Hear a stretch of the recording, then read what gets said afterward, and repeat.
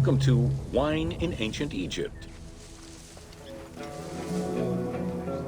When the god Horus lost his eye in a war with Seth, the ancient Egyptians believed the eye turned into a vine, and the vine's tears became wine.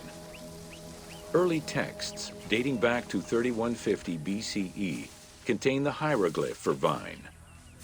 Regarded as extremely valuable, wine was highly sought after by the elite. It was also an essential part of many religious ceremonies.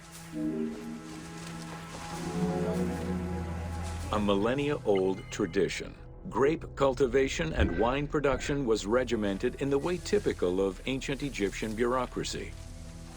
Egyptians kept careful records of winemakers, which they clearly identified on labels. Every landowner with a modicum of self-respect usually kept a vineyard.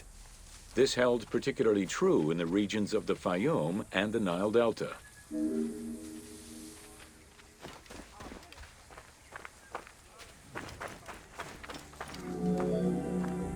Documentation shows that only certain craftsfolk were allowed to provide the containers required to store and transport wine.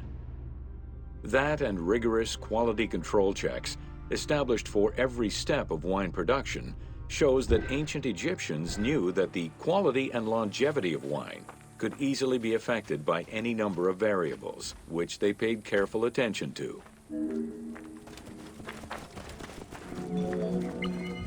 Egyptians had different kinds of wines, most of which ranged in quality from good to very good.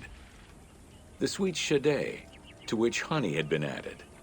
The soft negem, obtained by drying the grapes in the sun. The ma, reserved for religious ceremonies. And finally there was the peor, the mediocre-rated wine, resulting from the second pressing of grapes and reserved for a less discerning palate.